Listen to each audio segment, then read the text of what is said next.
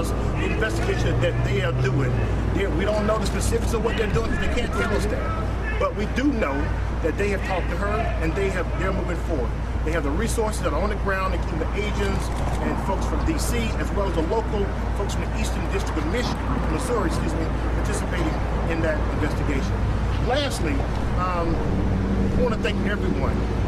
The family particularly wants to thank Governor Jay Nix, Governor of Missouri, for his personal approach of reaching out and taking some very decisive actions in this community to protect life and safety and to make sure that laws are obeyed. We also want to thank President Obama and Attorney General Holder for what they have done to make sure that we are responsible. This family has belonged to this community for a long time, and they're very proud of this community. And it's important that the public know they want nothing less than law and order tonight. We want tonight to be just like last night, as we remember Mike Brown. And let me say, as we move forward, I'm sure that the chief has other things he may put out there. We believe the most important thing, not any kind of pictures, is what happened that particular day in the middle of that street as that officer killed Mike. Let's not lose focus of that, because people will always create sideshows in situations like this to protect their own. Now, it's my distinct pleasure. We have the fortune of having an excellent local council here in the state of Missouri. We're very proud of him. Anthony Gray, would you please come? Thank you. I won't be long. I just want to reiterate some of the things that Mr. Parks just said, and also recount some of my conversations with the family. Let me be real clear to everyone here that this family has never said that Mike Brown Jr. was a perfect kid. In fact, if you remember in the earlier interviews with the father and the mother, the dad even described incidents and where he had to keep his foot on his son's back. His mom described having to push her child to the point where he can have the kind of future that he was planning just the days after he was killed, shot and killed in broad daylight. And so I don't want anybody to leave here with the misconception that these parents have ever portrayed that about their child. And so I anticipate that you may see, as Attorney Parks stated, other images or other photographs or depictions that don't paint him in the most complimentary light as he's being pushed by his parents to be the best kid that he can be, to make up his decision about his future. And I agree with him and those that have called me and contacted me. That is just a major distraction about an 18-year-old child. He probably did 15-year-old stuff. And I don't think there's anyone out here at that particular age who is proud of everything that they've done from the day that they were born until the day they became 18. So I join with him in making sure that we're not distracted. And now let me transition to why we are really here. Why there is a community-wide, statewide, countrywide, international interest in this case. When I got the call that this young man, allegedly by witnesses, had his hands in the air as the universal sign of surrender, and it was at this time bullets were pumped into his body, I perked up like a German Shepherd. And I would imagine that anybody will when they hear that. That goes for law enforcement officials, law enforcement officers that have contacted me, that have agreed that that is a very disturbing scenario and that we should get to the bottom of that. That also includes community-wide people. That has united the white people, black people, Hispanic people, Asian people. Mike Brown Jr. could have been a white guy, an Asian guy. If you have your hands in the air and the police fired shots at you, I think all of you guys would be assembling right now to find the answers out to that situation. So this is a community-wide, nationwide call to understand the incident that happened on that day. I don't want to lose track of it. We're only talking about a few minutes to where these witnesses are claiming that Mike Brown Jr. had his hands in the air before the police shot and killed him in broad daylight. What happened in the 18 years before that does not matter. All we're looking at is this, taking this as true? That is disturbing to everybody, and if it's not disturbing to you, then you have a public interest or an interest that's different than most people in the public. Now, we're here to talk about the latest events that have come out in the media and the Ferguson police chief's decision to release the still pictures and the video. The family feels that that was strategic. They think it was aimed at denigrating their son. It was a character assassination attempt. That is pretty much the sentiments of everyone that I've discussed. They think the timing is suspect, and at a time where the highway patrol has been called in, where we got a calm that's going on in the community, we finally reached the point where things are settled down. He's now inciting the community all over again. So if you get this kind of negative, violent reaction to this, it won't be on anybody's part, it's on this side. So I want to preface that we were finally getting to a point where we were starting to just galvanize the questions that everybody was curious about, and now we're focused on the sideshow. And that is really unfair to this family. Even in spite of that, I have been asked to make a plea to those that are under the sound of my voice to do not take the bait from anybody that is trying to character assassinate Mike. Do not take that and react negatively to people in the public. Don't take that and begin to riot. Don't take that and begin to loot. This family is not for that. They've made that plain and clear. So I just wanted to deliver that to everybody here and just make sure that I convey that message to you. Now, to deliver you, Eric Davis, by the way, is the cousin of Leslie. When she was looking at the events earlier, Mr. Davis actually could not get away to attend some of the other press conferences because she was clinging to him like Velcro. So you're about to hear from the person that is probably the most closest to Leslie in this whole case. So you're going to hear from him, but you're actually listening to Leslie as well. So I'll turn the mic over to Mr. Davis. First of all, I want to thank you all for being here today and for supporting the family in their efforts to seek justice for Michael Brown, which we're trying to do today. Earlier, the chief did release a video that was basically what we think was basically smoke and mirrors to try to divert the attention away from what really occurred. The events that took place on Canfield had nothing to do with whatever grocery store Michael may have been in or the person who was on the video was in, because we don't know that that was Michael for sure. So whatever that took place there had nothing to do with an individual getting down on his hands and knees, Amen. Raising his hands in the air, he's saying, don't shoot. Don't shoot. This is a universal call for I surrender. And I can hear my cousin's voice right now as I speak saying, don't shoot. Yet still the officer stepped to him and shot him is what we're hearing from officer. And that is wrong. And we want the truth to come out, and we're sure that it will as the day goes on. We're asking the community to please consider us, please support us, stay with us, but do not get distracted. We don't want to see any violence in the street.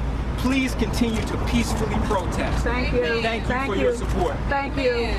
Condolences. The last thing we'll say before we take questions, at 3 p.m. on Sunday, the family will be at a rally at the Jefferson Memorial downtown, 3 p.m. We're asking the public to come out in strong support, and so please don't be self-important. We'll take a few questions. Please clarify. Is that Michael Brown in the video? Did he rob that store? Did he rough up that clerk?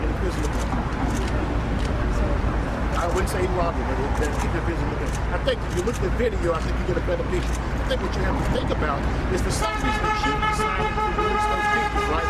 Those pictures look a lot worse than the actual video. Why would he strategically put this community and the world through a whole day of seeing those pictures when he had a video that was a far better portrayal? You have to ask yourself that question. We believe that he strategically did that to assassinate the character of Michael Brown. Back to him. Other questions? Is that him? I answered the question already. It appears to be. I didn't know it, but it appears to be. Can you talk a little bit about what Michael Brown, what the family thought Michael Brown was doing that day? Like, what was he supposed to be doing? Do they know anything about this day before this happened? Well, he was staying with some friends in the area, is what I've been told. Do you know anything else about what he was doing? That's all I'll probably answer. Any other questions? Yes. Well, first of all, the family, obviously we have had participated in the second autopsy for our purposes in terms of as the civil lawyers in this case. We've also asked the Department of Justice to consider doing their own independent autopsy in this case as well. That will be their decision.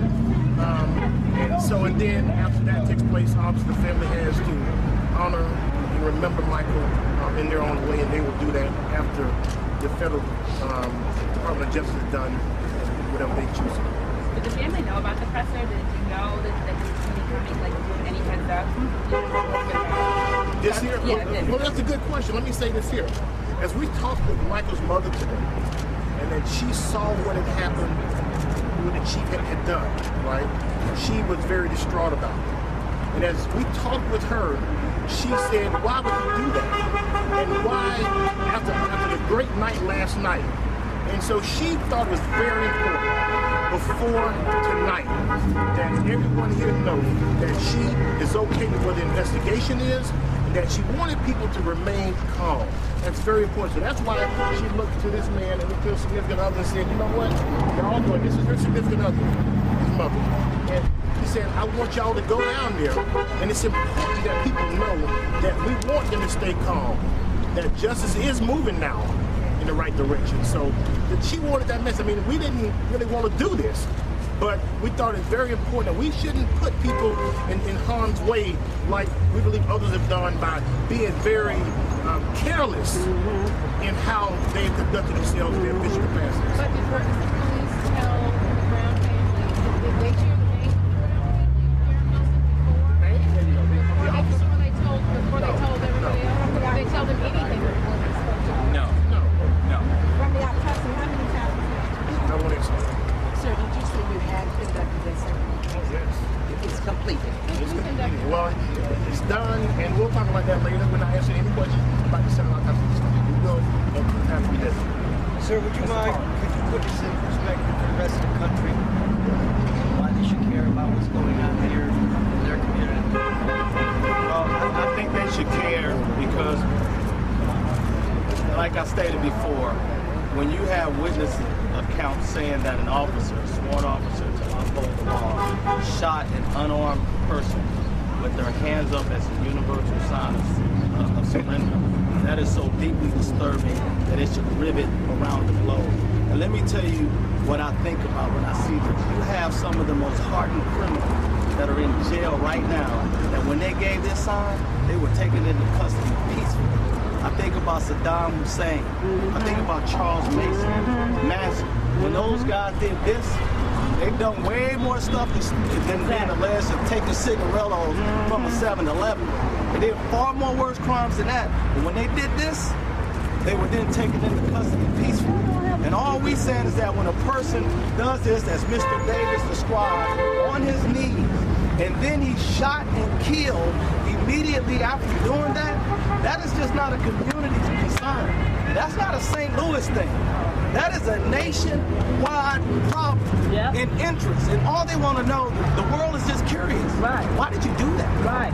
Why did you do that? Of all the things for the chief to talk about and to release, could he have at least released some information on the justification for why this officer would shoot a person in broad daylight? Could he not have divulged to the public, like Mr. Parker has a number of shots? He had facts and information he could release that we're all interested in, but yet he chose to talk about something to darken up this man's path as opposed to bringing up the things that brighten up his future. We asked the chief about the timing of the release of this video, and he said he released the footage because the media was asking for it. What's your response to that? I mean, what's your interpretation of the timing? It was strategic. Common sense will tell you it was strategic. There's no explanation you can give other than that. That at the time when the name was the issue, he made a decision to release the video. We're going to take just a few more last questions. Any more? Three last questions. Are you the media, sir? Okay, let me give you this time. We'll answer your question properly. Have you seen the results of the autopsy? And when was it told you that you didn't know prior to seeing that? We're not going to talk about the second autopsy right now, but we did, and we don't know anything about their autopsy, but there will be a time for that. Sir, Two more questions? Okay. Yes. You say strategy, that implies the games being played. What games being played? Well, I think the character assassination. I think, you know, what all these things about Michael Brown, that whatever happened in that store had nothing to do with that in terms of the officer's mindset and his decision to shoot Michael. Those two are not together. So anything other than that, any portrayal of him is something that's meant to be a sideshow. And to be honest with you, it's a diversion from the conduct of the officer. We all have to focus on the conduct of the officer. That's all we have. Thank you all so much for coming. And it was important to this family that the world know that we must remain peaceful, that we've lost life, they're mourning. Let me say, I mean, this has been very hard for the mother and father. Yes. I can't tell you how hard, how distraught, I mean, just as overwhelming as an experience can be to a person you're going through right now. So I would hope that you would understand why you don't have the courage to walk out here for the convenience of whoever and whatever, right? We hope to see y'all at 3 o'clock at the Old Jefferson Memorial downtown on Sunday. The family will be there. They're going to do their best to try and make it there. Thank y'all so much for coming. We will not be moved. Thank you. We will not be moved. Dick, We will not be moved. I'll shoot the light shot. We will not be moved. We will not be moved.